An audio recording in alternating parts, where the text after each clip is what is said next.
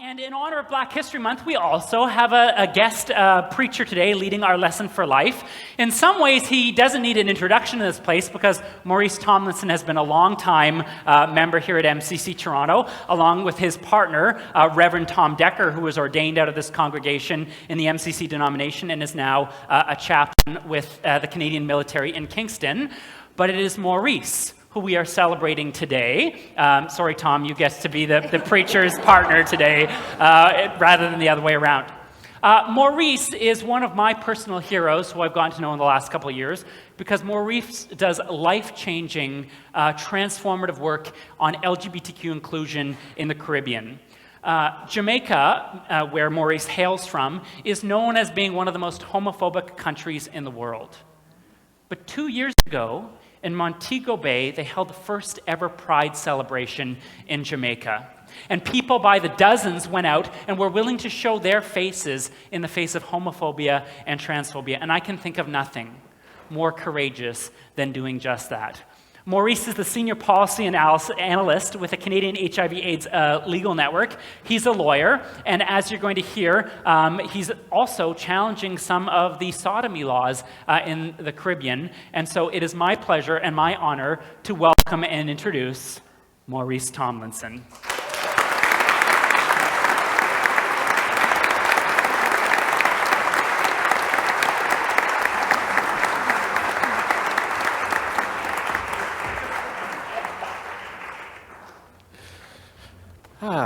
Good morning, MCC Toronto. Good morning. Are they better, Catherine?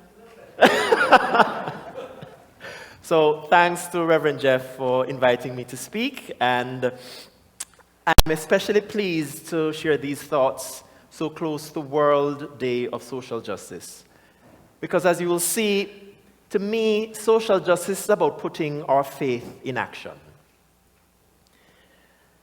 I'm hoping that at the end of my little talk, you'll be inspired to join me to help bring God's dominion here on earth. I don't really get much about theology, I'll be honest about that. I leave that to Tom. He's the Old Testament scholar. So perhaps some of what I'm going to say will be a little heretical. But I'm glad as I look out into the congregation, I see a lot of happy, holy heretics like myself. While I was studying in Calgary many, many years ago, I had the opportunity through my church to do a Bachelor of Theology degree as a part of our Bible study. And I liked the structure, I dove in, I enjoyed it. But when it came close to the end, I decided I wasn't going to do the last course. The reason was I was struggling with my sexuality at the time, and I knew that if I had completed, when I went back to Jamaica, I would have to join a church in a leadership role. And I wasn't ready to do that because I wasn't ready to go back into the closet. Another reason I didn't want to do it was I was confused and a little perturbed about the focus that the church had. There was an emphasis on teaching about Jesus, the religion about Jesus, not the religion of Jesus. And that was perplexing, and you'll see why. I thought that what we should be focusing on is what Jesus did, not his divinity.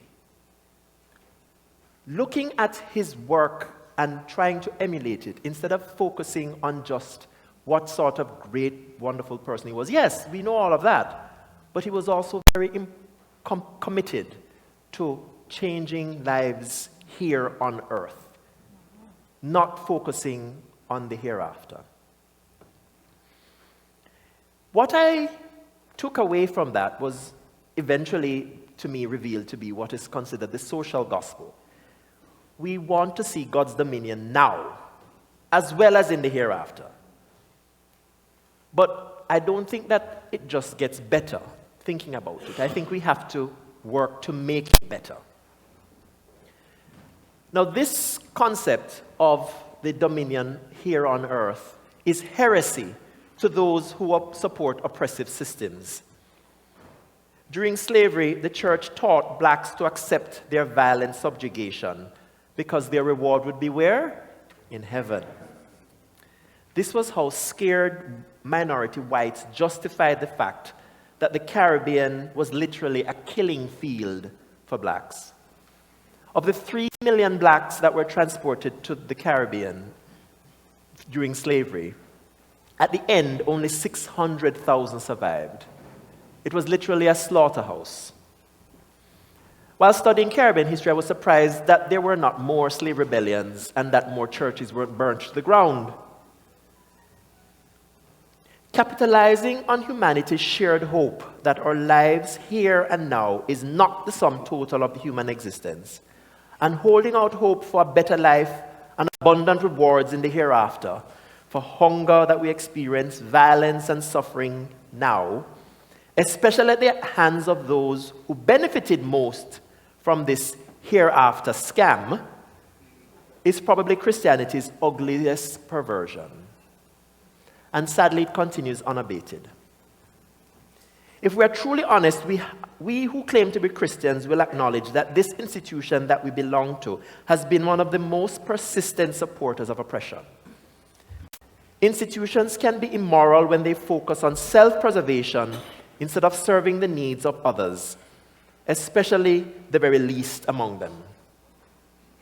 Thankfully, thinking members of the church also championed the abolition movement by critically reading the scriptures to identify that we are all created in the image of God and entitled to share in God's abundant and steadfast love. As you may know, Tom and I joined the Anglican Church a few years ago, and I decided to become a lay leader, even though I know that my church was the church of the white establishment and has many sins to repent of. The residential schools, our treatment of women, our homophobia, and our institutionalized racism. Recently, the Church of England issued a statement repenting of this racism, and although it was many years too late, it finally happened. It was also the Church of England that exported homophobia to fully 1/3 of the globe as deadly church doctrine. And this was imposed on the British colonies to civilize the barbaric natives. But it was the colonizers who needed civilizing.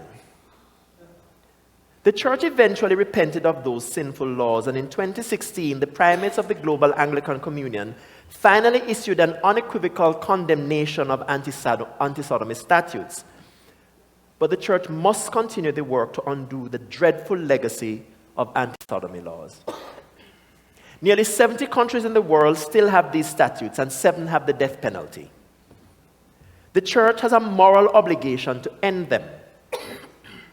On June 9, I returned to court in Jamaica for another hearing in my case against the anti-sodomy law, and sadly, I will face off against the government and 10 religious groups who claim that the church is necessary to prevent the extinction of mankind. Because we're all secretly gay, and so if gay sex is legal, there'll be no more people on the earth. Mercifully, the Anglican Church, which first championed the anti-sodomy law in the Commonwealth, was also the first to call for its repeal in the United Kingdom, where these statutes began. Several churches across the globe have joined suit, and as coordinator of a group called Anglicans for Decriminalization, I was proud to work with church leaders around the world, including some from Canada, to host a conference in Jamaica in 2017 under the theme Intimate Conviction, where we examine the role of the church, past, present, and future, in the decriminalization of consensual same-sex intimacy. Now, another conference is planned for Barbados, which has the worst anti-sodomy law in the world, in the Western Hemisphere, life imprisonment. And that will take place April this year. And I'm very proud that the pastor emeritus from MCC, Reverend Dr. Brent Hawkes, will be joining me to talk about how the church worked on that issue in Canada.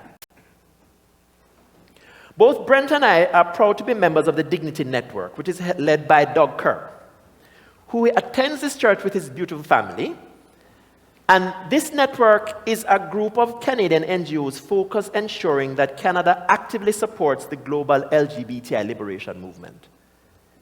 Doug lives his faith through his commitment to social justice. The work for queer redemption continues, as many churches still wrestle with the issue of same-sex unions. And make no mistake, this is a life and death issue. A 2017 study by Johns Hopkins University's Bloomberg School of Medicine identified that marriage equality resulted in about 134,000 fewer LGBTQ teen suicides in the United States.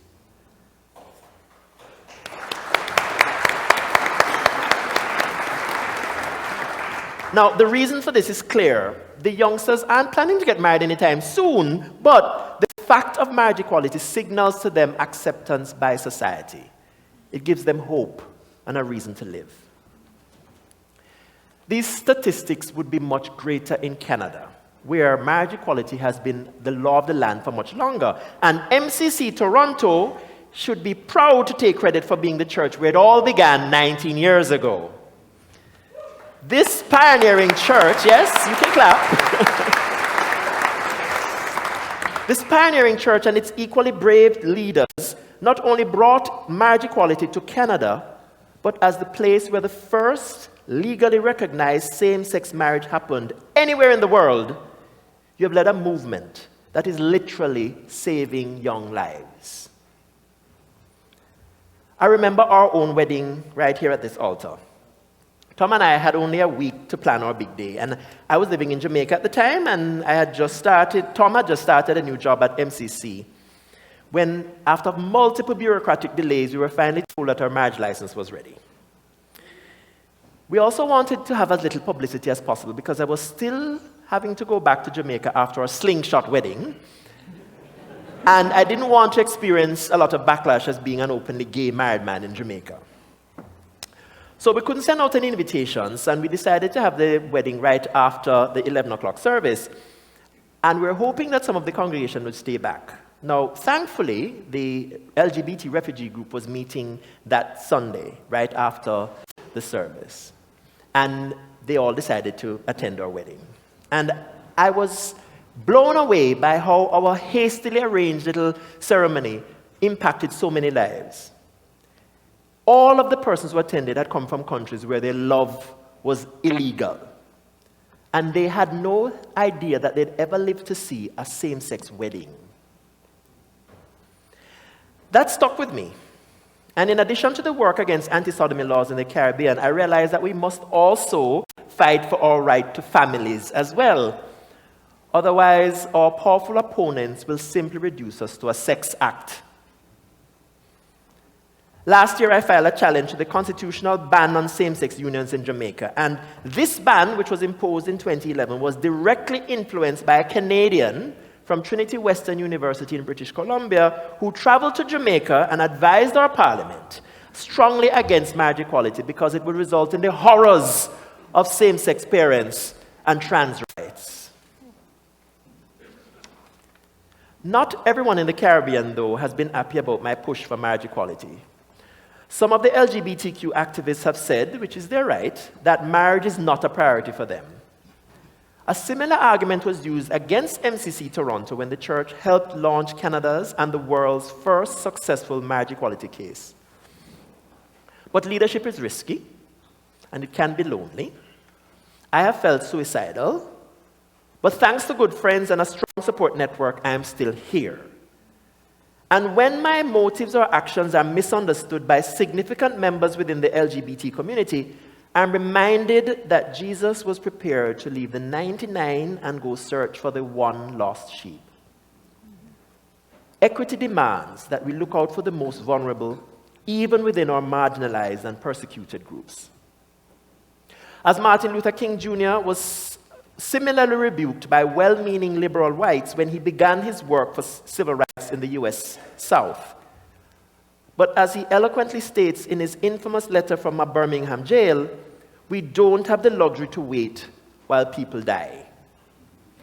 So while most queers at home are not completely sold on the idea for marriage equality, I care that it keeps LGBTQ kids alive. I also care that many LGBT people in my own country are looking at images of same-sex weddings on the internet and wondering if their day will ever come. My friend David is one such person. he has shared incredibly moving Facebook posts about his struggles with depression because of his sense of isolation. He desperately wants to have a family, but without legal recognition for his union, it's impossible to do so. I'm therefore proud to continue the work that MCC Toronto started years ago by trying to bring marriage equality to my country of Jamaica. When I returned home to Jamaica, I also realized that LGBTQ kids as young as 10 were being thrown out of their homes by their parents because the pastor had told them that the children were biblical abominations that would cause the wrath of God to fall on the house if they were allowed to stay there. Many of these kids ended up living in sewers and selling sex to survive. And most of their clients were gay men in false opposite sex unions. They had to pretend to be straight so that they wouldn't be attacked. But they were having sex with these kids and they were paying them extra for condom-less sex. And the last time we tested these kids, 90% were HIV positive. This is the work of our church. Thanks, though, to the generous support of MCC, the United Church of Canada, and my own organization, the Canadian HIV/AIDS Legal Network, as well as people like Salah Bashir and many others, too many to mention, we're able to fund a shelter for some of these homeless queer youth, which is the first in Jamaica and possibly the Caribbean. It's not a final solution, but it's a start. There are other grave inequalities in this world that we remember on this World Day of Social Justice. Political, economic, social, and other inequalities plague our globe, and they seem to be on the increase. Grotesque income inequalities exist alongside grinding poverty, and just 8 men own as much wealth as half the world's population. Slavery, which has long officially been denounced by the United Nations, still thrives in the form of human trafficking. And political populism is building walls to divide people in dangerous ways. These tragedies raise the question, where is God when we suffer? Now, I don't claim to have the answers, and I won't attempt to hurl platitudes that these will all be resolved in God's own time. But I believe that as children of God, we have an obligation to always work against inequality and oppression. Or, as one of the most impactful scholars in the liberation theology movement, Leonardo Boff, said so aptly, the church has only one legitimate place on earth, and that is in the gutter and among the shacks of the poor, the oppressed, and the marginalized, and to do so in solidarity with those whose dignity has been erased, and at the same time in bold protest against their oppression. That is the social gospel. No, I don't think that you have to be a believer to be moral. But I think that if you're a believer, you must be moral. We are called to work for social justice here on earth. May we all this day recommit ourselves to a social gospel that will reveal God's dominion, power and glory forever and ever. Amen. Thank you.